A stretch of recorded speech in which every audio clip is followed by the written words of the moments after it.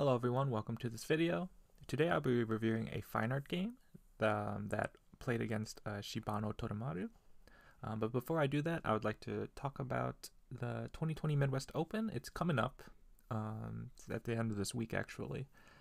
And yeah, to be January 18th and 19th, it's a 2-day regional tournament where it's going to have multiple state championships being held in the same tournament. Yeah, it's going to be a great event. The tournament director, Devin, he's putting in a lot of hours and work to make this, what he says, the best tournament ever. So, yeah, you should definitely try to come out. Time's ticking, though. It's this weekend, so, yeah. I'll have the tournament information in the description if you want to check out the website. And, yeah. Let's get into the game. So, FineArt is playing against Shibano Toramaru. And this game was 2 days ago. While I'm recording this, it was 2 days ago. And Shibano, if you don't know about Shibano Toramaru, he's a recent 9 professional. He's also the youngest, or he's the only person to win one of the 7 major titles in Japan as a teenager. He won the Meijin last in 2019 against Cho-U, also 9 professional. He was the title holder and Shibano was the challenger, and Shibano won 4-1. So he became the only person in history to win one of the 7 major titles as a teenager. He was 19 at the time. Now he's 20. I believe I remember hearing this, that he won on game 5, but if he had lost that game and went to game 6, he actually would have turned 20 during that, like the period in between the games. So because he won in only 5 games as opposed to 6, 7, or 8, he actually was able to set that record for the only teenager.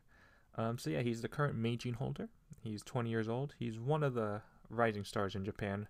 If you follow Japanese Go at all, you've definitely heard of Shibano. Yeah, and winning the Meijin put him up to 9 professional. So very strong player, ranked 32 in the world as well. Very young too, 20 years old, younger than me. So yeah, and of course he's playing FineArt with 2 stones because yeah. So this game is actually pretty interesting because it feels like when most professionals play, of course they always have a game plan, but it's very fluid. You never know what the professional is going to do.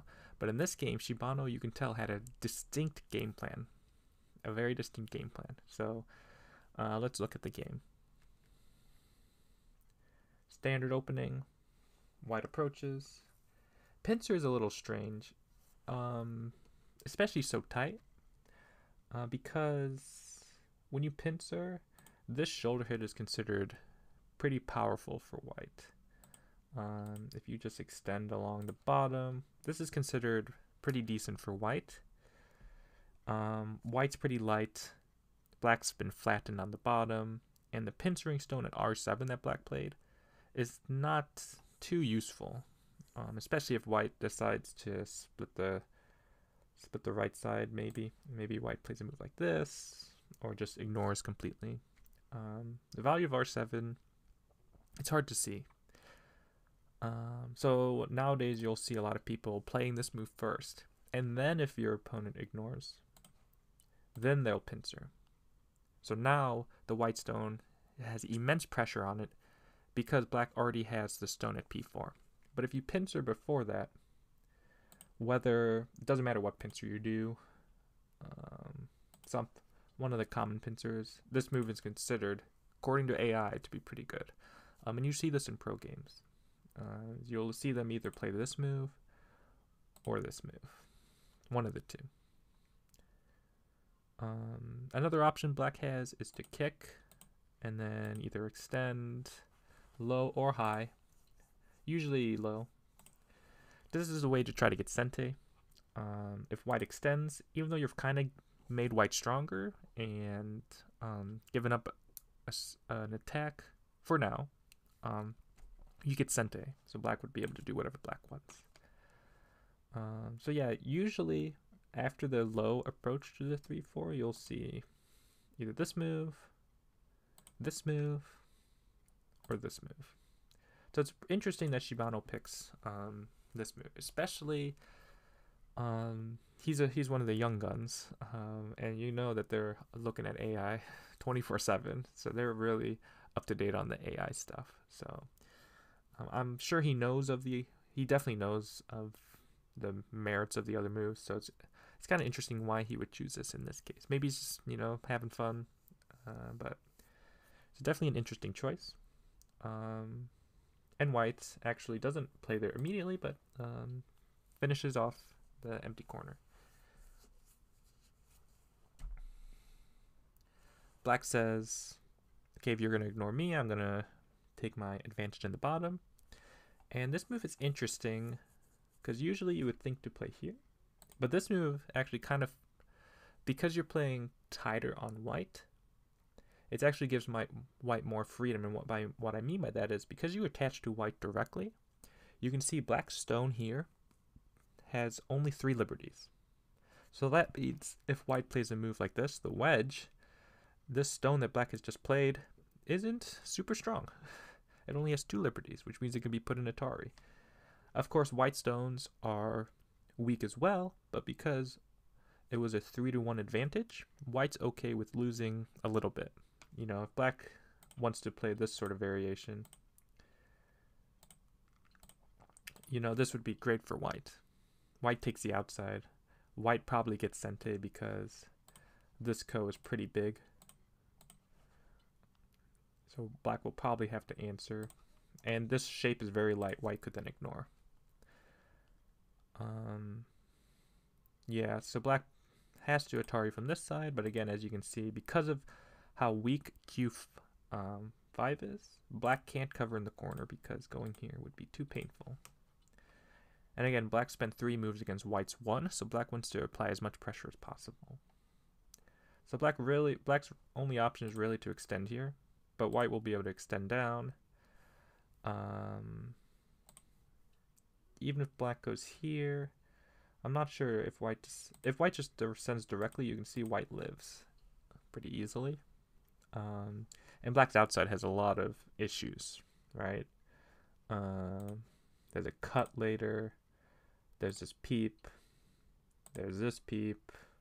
So black's outside is it's not strong. So black doesn't like that. So that's why black chooses this one. It's letting white run out. It's not putting as much pressure on white, I should say.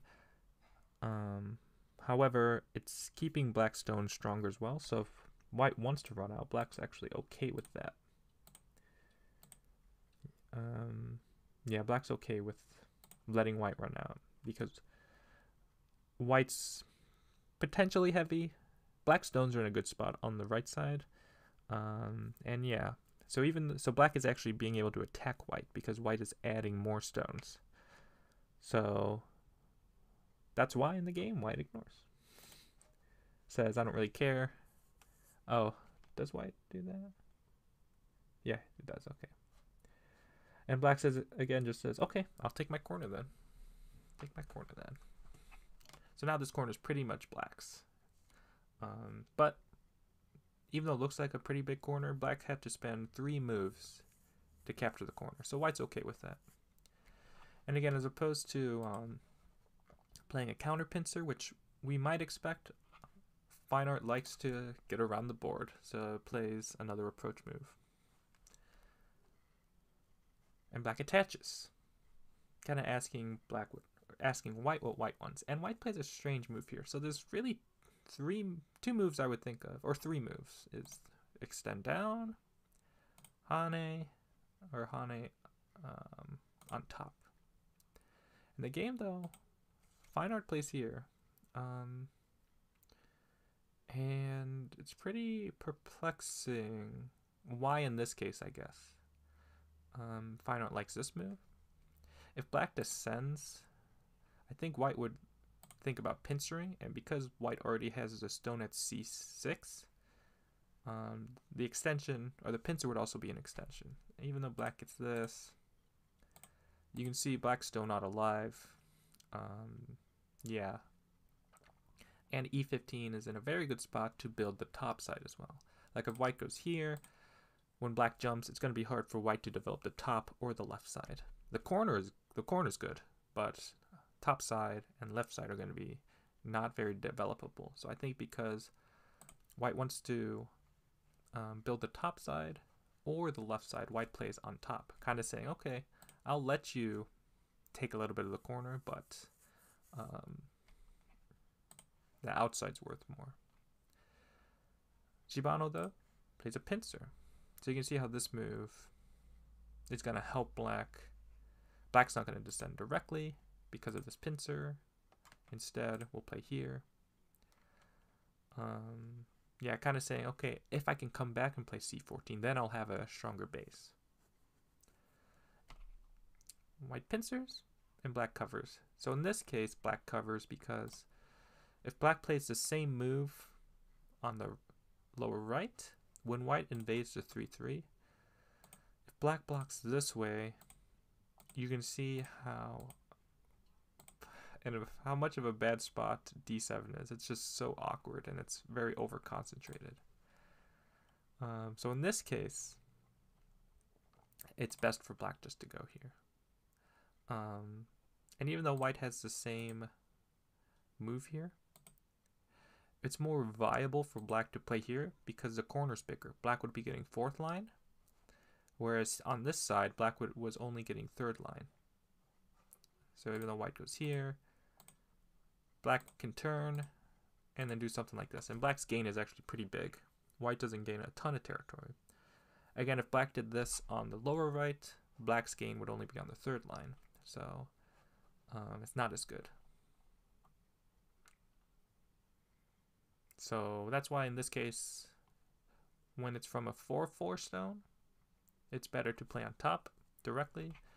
From a 3-3 stone, or from a 3-4 stone, like on the lower right, it's probably situational, but it's either or to play q6 or q5. But again, white doesn't know what white wants, whether white wants to wedge or still take the 3-3. Black will block, connect. Something like this will happen. White doesn't know what white wants yet, so white will not play there.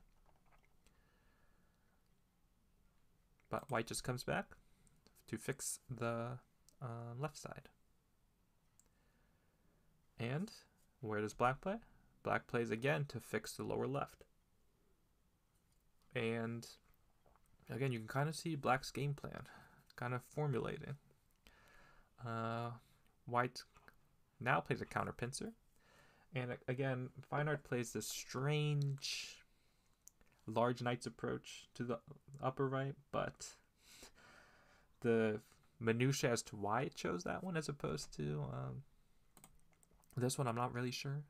Maybe my only guess is that when black goes here, it doesn't like this for some reason. Whereas when you play further away, black's only option is to attach to the top one or go here. But again, because white's playing further away, it's not putting as much pressure on the corner. So where does black play? Black plays on the bottom. Making a pretty big moyo on the bottom, especially once the lower left corner is kind of open, but the lower right's definitely solid. And then white plays a surrounding move. And this move is more common with the regular approach here, because you can see there's no weakness in white's shape, especially when black is so weak. But when you play further away like this, you can see there's still a weakness of this spot. So yeah, white will have to watch out for that. Black probably won't do that immediately, but it's something black or white needs to watch out for? Black instead just plays a one space jump, really emphasizing the bottom. What does white play? White fixes the weaknesses of the upper side. I pointed out this move, but there's also black can also choose to maybe kick, and if white descends, play this sort of move. If white fixes, then black can live in the corner. So this is another option black has as well. Black is completely alive here. So white wants to get rid of that Aji. So white plays there. Again, black doesn't want to do this one or this one yet because black doesn't know which one he wants yet. So it's Aji Keshi. So black just takes a big spot on the bottom. White fixes the Aji on the upper side now. And then black now splits. So you can see black's plan. Black is basically saying, we both have our corners situated. Black has the bottom corners, white has the top corners. However, black's side is solid, whereas white's side, as you can see here, is invadable. So that's black's game plan, saying, we both have two solid-ish corners, but I'm going to take my side, whereas you can't have your side. So you can see how Shibano's definitely has a plan here. And this spot might look strange. The issue with going here is white will definitely block on this side. And even though black gets a quote-unquote perfect extension, because of the stone at E15, white is super strong on the upper left. So black does not want to play towards the upper left. So black, you don't want to play towards your opponent's thickness or their strength. So black plays closer because if white goes here, white would be extending from his strong side, pushing black towards the weaker side, which would allow black to attach here or attach here or do any sort of moves. Mainly this move. You can see it's a perfect extension, but also kind of awakens some Aji in the upper right. So you want to look for these attachments, especially once your opponent spends all these moves to capture a corner. You're okay with attaching because they're already super strong. You're okay with making your opponent's strong stones even stronger.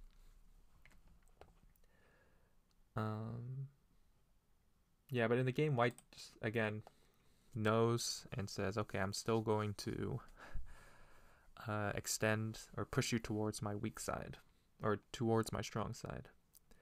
So I was kind of thinking black might go here, and if white descends, black can maybe extend. White comes up. I think this is also possible. Yeah, this is also possible. White might also choose to Hane once, and then let black extend.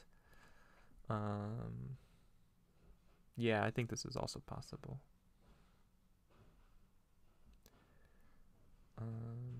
Yeah, maybe black thinks white might pincer, and even though black can Hane, white loses a little bit in the corner, but black needs to struggle to live. So I think this is what black is worried about.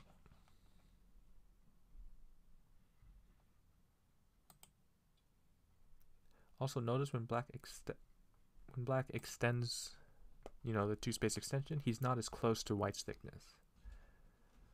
Whereas in this case, if black were to extend too, black would be all the way up against white's strength. So this is also a reason why black's playing further away from white's strength. So after white goes here, black kicks though. And this is actually really good timing because now that, you know, black's looking at this attachment, but once white extends here, that attachment of course doesn't exist anymore. So black kicks now on the other side, just to see how white responds. White plays here, and then black extends. So, yeah, the upper side makes sense, very fluid. White attaches in the corner. This is not to live in the corner. And that's because white cannot live in the corner. If black just Hanes, And white wedges. And then black just connects. White does not have enough space to live. Hane. Even if white tries to extend a little bit more, you can see white does not have enough space to live. So the question is, what does this move do for white? Well, for one, also white cannot double Hane because black can Atari. And then connect. And then you can see if white goes here, black can just take out the eye, and no issues here for black. White's just dead. But how does this move help white? Well, now white has some Aji on the outside. White can clamp potentially, white can peep potentially, or white can cut on this side potentially. So attaching is definitely a good move to create Aji. And you can see all those moves will help white if white needs to invade the lower side. But white instead doesn't know what white wants on the outside yet. So white just caps on the top, putting pressure on the top side group. And then black plays down. So I think this is actually really good timing once white plays G15. Because white, of course, covers, and then black dives. You can see how over-concentrated this is. If black had done this earlier, let's just say white goes somewhere else first, and then black does this. White would then be able to extend further, because white has 2 stones here as opposed to 1, so white would be able to put more pressure. But once white jumps here, now black goes here, because you can see how over-concentrated G15 is, how close it is. So this is actually really good timing for black. And then black dives. Looking at some connection here, but also Aji in the corner. If white protects from this side, black would be able to dive, and something of black's will live at least. So that's the plan for black.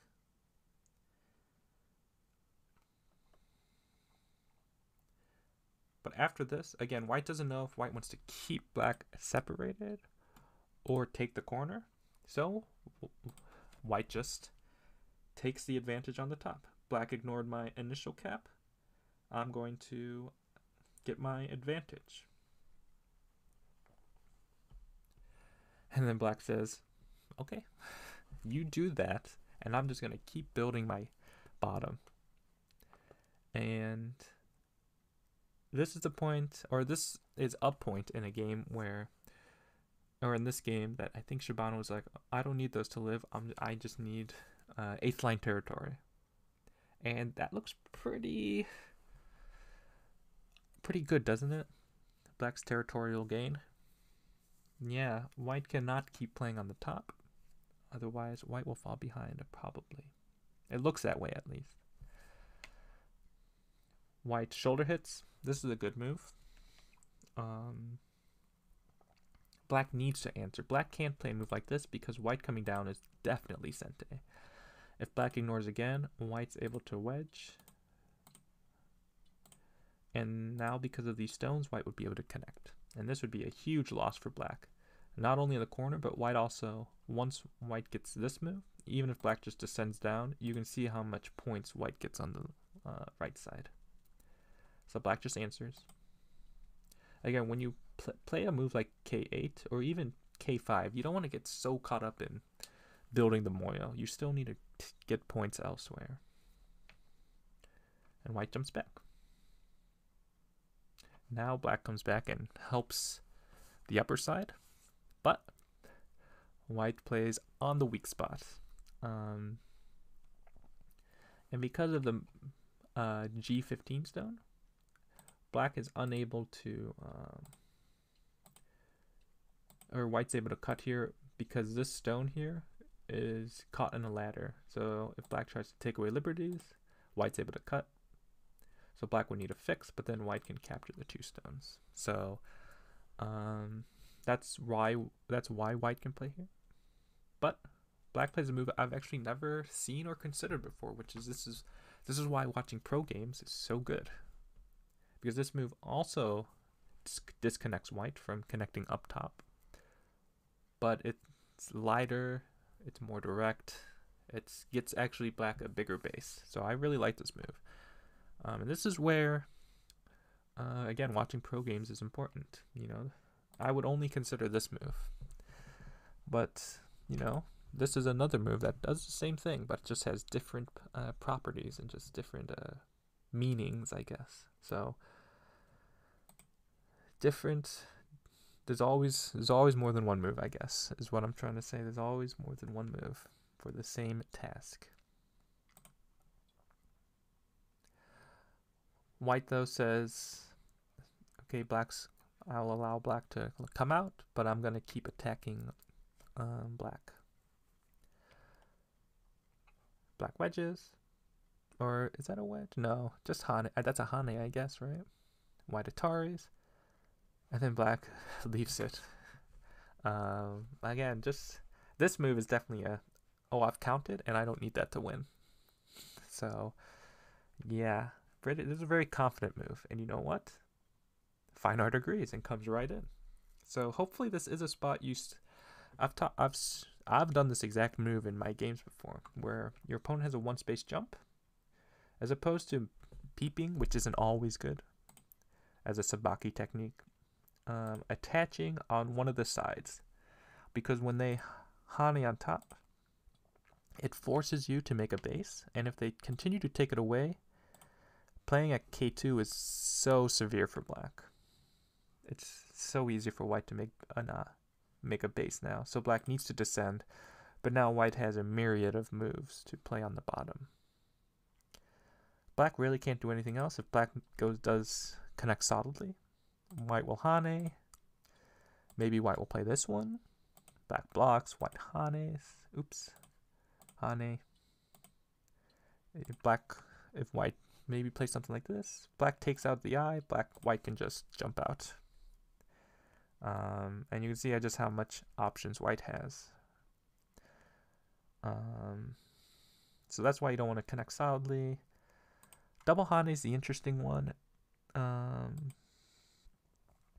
They need to do this, but after white pushes through, you can see it's pretty dangerous for black. So really black's only option. Also black can descend down, but this is the softest move because white's able to continue to attach and continue to kind of harass black's. It's not weak, but it's unfinished, I guess. It's an unfinished shape. So this is definitely the strongest response. And then white attaches underneath. Again, you can see how this stone at C6 is starting to activate again. Black Hanes, and then white double Hanes. Black would like to be able to cut and capture, but this is too painful. Because of this stone, black's unable to save these stones at D4. Just because of the stone at C6. So yeah, black's unable to play this way. Black would like to play there, but he's just not able to. Black would also like to be able to Atari. But again, black's shape here is not so good. No, white just comes back in Hanes, and white's basically alive, I would think. Yeah.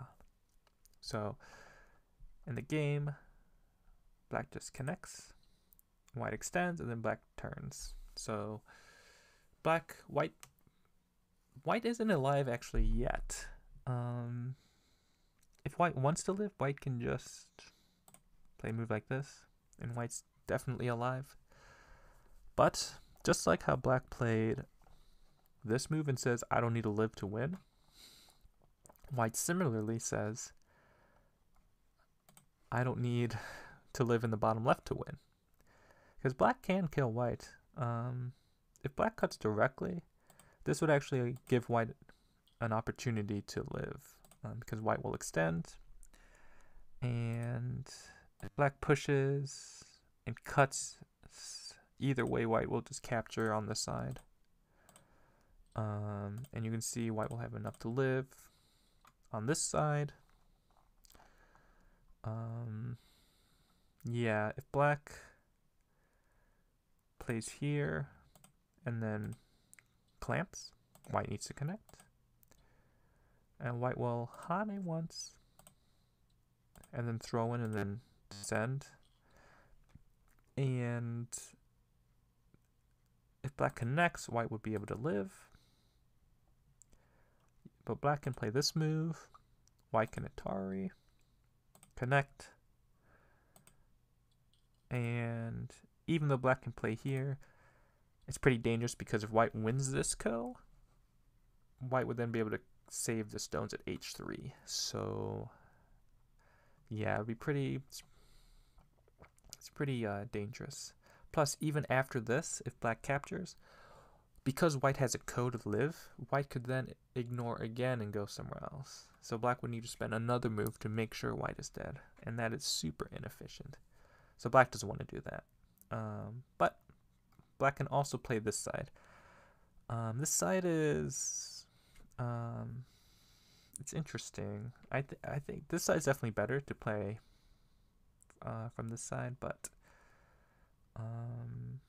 it allows white to go here, which will mean there's cuts and clamps against this f3 stone, so it's dangerous as well.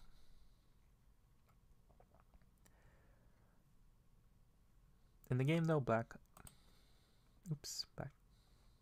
make sure it's black's turn, and black plays here. Black doesn't have time to kill the bottom left. Even though it is big, black doesn't have time to do it.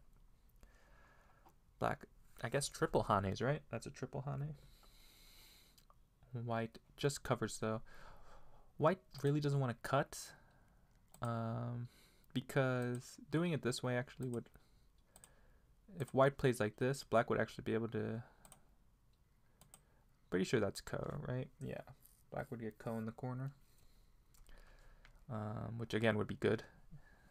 So white might think white can extend, but black would then be able to connect to the upper side, and white would need to add another move. So black would be able to live on the top, basically in Sente. And actually black would get a pretty comfortable group on the top as well. Yes, it's very similar this way. Actually, it's not similar at all. I don't know. Scratch that. This would be aggressive is what I meant to say. Or it'd be different. Black would be able to run out, give up the upper side, but you can see how black's able to get pretty good shape here. But again, white just says, you're not alive anyway, so I'll just keep you disconnected, because in those other situations, black gets a capture or black gets to connect to the top. This way just solidly keeps black disconnected. Black cuts, and then plays 3-3, and then a ko shape. So we have a ko in the uppers right. Black makes a ko threat of cutting off there, and white actually ignores. And then black plays on top. So now black actually has gained a lot of points in this, like the lower left center. So that's not bad. Black did lose, I guess really didn't lose anything in the upper side, right? Because that was already white's. But yeah, it's interesting. This definitely feels good for black, doesn't it? Now white finally comes back. Then black can play here. White answers. And then black plays this move. So this is a very good move, isn't it? Threatening to pull these out while building the lower side. White, of course, says, I don't want you to connect. Black says, please let me connect. And then white plays a very sharp move. This elephant eye peep. And this, I think black did not see this move, is what I'm guessing. Yeah. If black... So what is the purpose of this move? So of course it's threatening to cut. If black goes here, white would just extend, and you can see now these two stones are getting under attack, and these three stones. That's the basic premise, is white's going after these two stones or these two stones. And it's kind of hard for black to refute. Like if black pushes, white would actually just cover here and threaten these two stones. And you can see black can't save everything, and if white lives here, the whole purpose of getting this move and the co-threat here was to build the lower left middle. Even though black reduced white a little bit here, if white can live here, that would be a big center gone. Yeah, it's not really anything else to try, I guess. Black plays here, threatening a ko. And white just cuts. And then black cuts at the ko. White takes. Black ataris. White actually fills. And what's kind of strange about this is that this shape on the upper left and this shape on the upper right are actually the same exact shape. Plus or minus a few of the black stones, but white filled in a ko at the exact same spot, which I thought looked so strange, doesn't it? That's crazy. But white ignored black's co-threat, so black gets to take, and then white covers, and then black comes up, and then white connects. So a big trade has just happened. Black gave up the stones on the left side, and white captured a pretty large left side. However, black was able to save the scraps, I guess, that were the stones on the top, and reduce white's area on the upper right as well. What I don't know, though, is why white doesn't Hane here. White must think this is too dangerous. Yeah, I don't know. Because black's still not alive on the top. So, yeah, I don't know why white doesn't play this. Like, is white worried black will just give up? But that seems pretty... Even though black gains some stuff on the left side, that seems much bigger, doesn't it? I don't know. I truly don't know why white doesn't go here. Of course, this is, of course, big as well. And maybe white just considered, because it's an AI, this gives me a higher win percentage, and it's much more clear than a huge whole board fight, so I'll just take the simple way.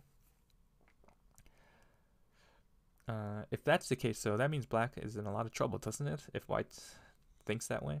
And yeah, the upper left and upper right are pretty big, but so is the bottom right. The bottom right's pretty big. I think I glazed over it, or I didn't mention it, but white getting d2 also means white's able to save these two stones on the bottom with a clamp. So that's also big end game. Black plays a asking move, because black can't live locally, so it's just an asking move.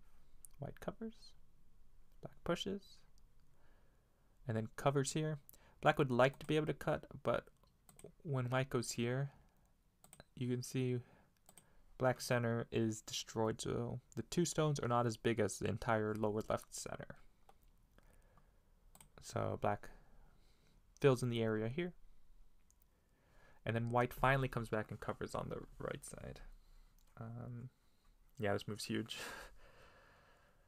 Strange how black didn't get a chance to play it, though. Black pushes down, and white plays here first. It's probably a good sequence. Yeah, basically saying, yeah, you can go there, but you're not alive. You're not alive yet. Yeah, black's not alive yet, and black can't Hane to connect because white is able to connect. It is kind of weird sequence. Is black... I don't think black's able to... Black's not able to cut directly because white can play this Goblin's Nose Teisuji. Right? No, white would just go here. And similarly, if black goes here, white's able to push and then go here. And again, black doesn't have enough space to make 2i. So it's... Don't know why white played here, when just connecting seems... Just connecting seems a lot more simpler than this, although this is also pretty standard. But I don't know. Maybe it was a time Suji, who knows? No, FineArt... All the games that FineArt plays are 1 minute main time and 10 60-second overtime periods. FineArt has never lost a period I've seen. So, and it always plays in like 45 seconds. So it's definitely doesn't play time Suji. Black connects. And then white has to connect now. Black pulls back. White plays here. This move is actually imperative, because you might think, oh, if I connect and black goes here, I'll be able to kill black anyways.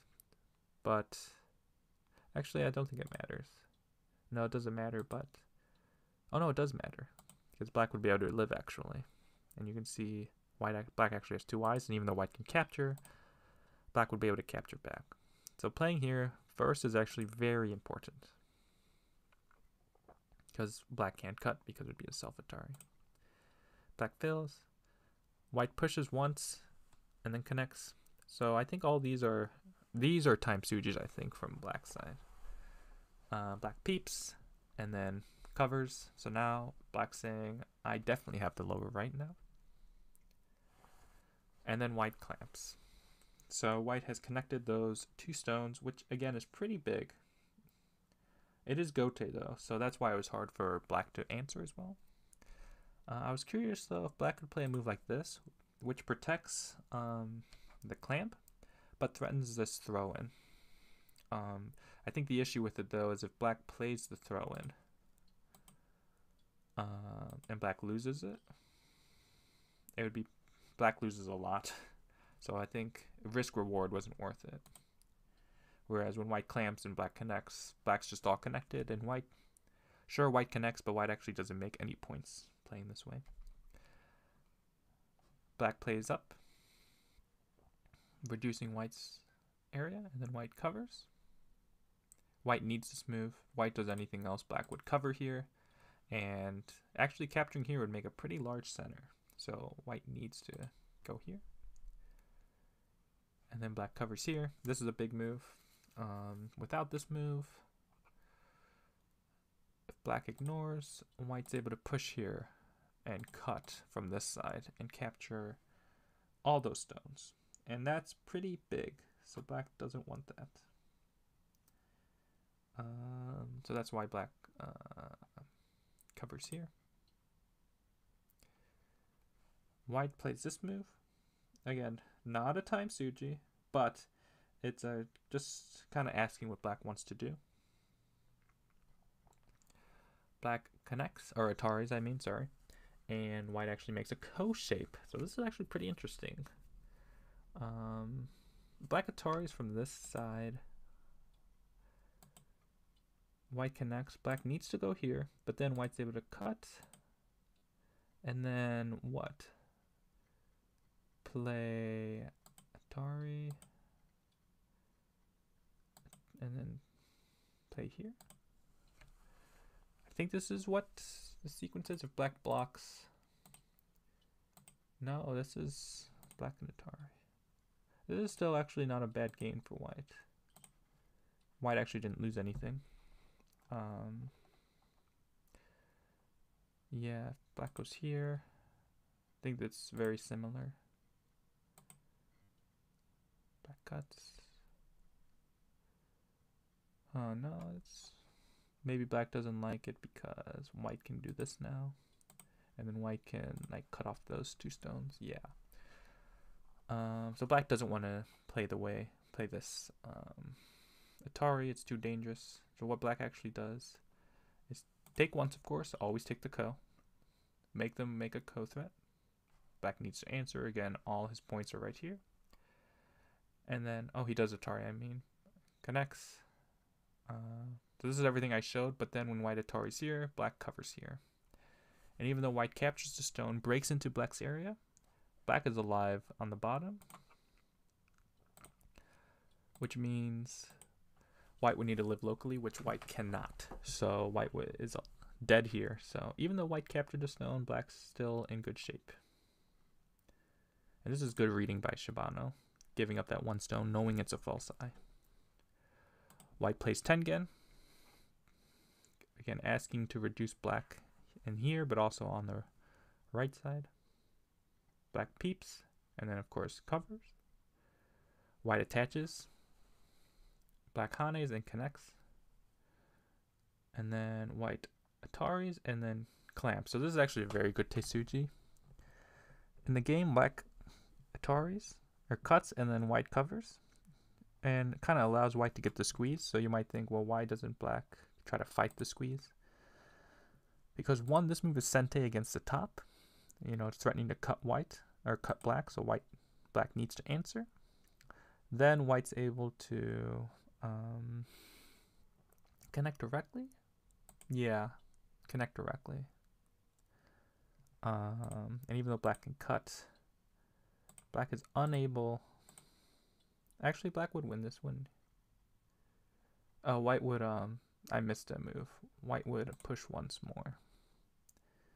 And you can see this would actually, it would be harder for black to give up these stones. Hint, hint, black gives up these stones in the game. If black continues to push though, now when white covers, black is unable to get more liberties. Because white can play this move. Black's unable to get any more liberties, so yeah, that's why black doesn't keep extending. However, black just cuts. Covers. White plays here first. Kind of saying, black, you can prevent the Atari, but I'll be able to play this move. So, and white doesn't do this one, because again, that's not so big. Black would ignore, probably. So, instead, white plays here. Black clamps, white ataris, and then black jumps. White cannot cut black off because of these stones. This move is a double atari against these 4 stones and this 1 stone. So white cannot cut black, but white can capture and sente, which means black now needs to fix. Or white goes here first. And then black needs to fix, so now black's all connected. White finally comes back and cuts here. And black plays a very fancy move here. So this actually is threatening the life and death of the lower left. And now that white has connected the group is actually harder to give up. Plus, we're further into endgame. So it's just harder to give up because there are moves that are not as big anymore if white gives this up. So if white ignores, this move is, of course, a kill. Plus, you can see this move also prevents white from capturing the stone here, like this. This is a big endgame as well. But if black goes here, you can see that black is connected. There's no way white can cut. So again, this is very efficient. You want to look for efficient moves. White needs to live. Black plays here. White's gonna answer that, of course. And then black attaches. So this is actually a very sharp move because the life and death of the center group is not completely defined. Now, as of right now, there's no issues with it. If black maybe starts with a peep and then tries to cut white. After white, maybe cuts here. Yeah, white cuts here. Black doesn't have enough liberties to win this semi-I. Black would lose the semi-I. So black can't do that. Black needs to play on the other side because white would then be able to capture and make an eye in the center. White would have 2 eyes. But that means any move here is actually forcing against the center. So this is actually a very sharp move. And when I first saw it, I'm like, well, duh, white's going to go here. Any player would go there, right? But it's not that easy because black can actually play this move, which means white needs to go here. So but again, black's locally dead, but black can extend now. And if white blocks, black's able to push down, and you can see cut off those 2 stones actually, and make a life on this side. So white needs to, after this move, play a move like this. And again, directly, there's nothing here. But this move is actually very important. This N14 move It changes the life and death of that center completely. Because white needs to answer. That's an Atari. If black peeps, white answers. Now when black goes here, if white tries to push through and cut, notice this move at N14 is protecting the L14 stone. Before, white was able to play here, right, and capture the stone at L14, but notice now it would be an Atari. So basically, because this move is Sente, right, white would need to connect, black would be able to connect back. So this move is actually very good. This is a very good move. The AI, of course, knows it and Hane's, but black reduces white by a bit. White covers, black cuts, white descends, and then black Hane's. Now black actually can't connect because this move is Sente, and then white would be able to cut, and then a disaster would happen in the center. But black plays a very similar move to the one at A5 and kind of sets up a ko. White takes, black plays a ko threat, white answers, black takes a ko. White plays a ko threat, black answers. Yeah, white is actually okay here because even if what is the best way? Yeah, white is just connected. There's no way for black to cut white off after this move. Push, push. White's just connected. So white's connected. Black makes another ko threat by extending down. White answers, black takes, white cuts. This is the annoying ko threat.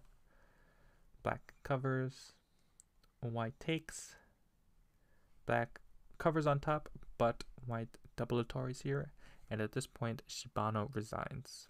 So this game was super exciting. I did not watch it live, sadly, but going through it, I definitely learned a lot, and I think Shibano put up a pretty good fight. Like that Moyo on the bottom was, and the decision making, yeah, it's definitely crazy. So things to learn from this game is one, Sente. And I say that in every game, but Sente is so crucial. It's so important to getting better.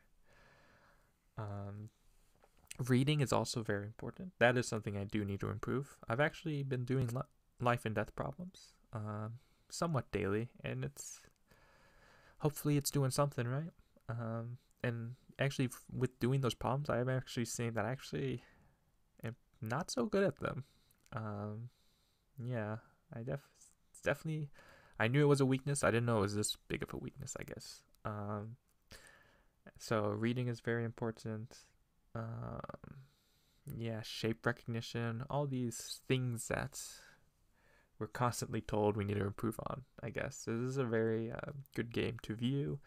Very enjoyable too. Lots of fighting, lots of trade, lots of big trades. People like trades. So yeah, definitely a very exciting game.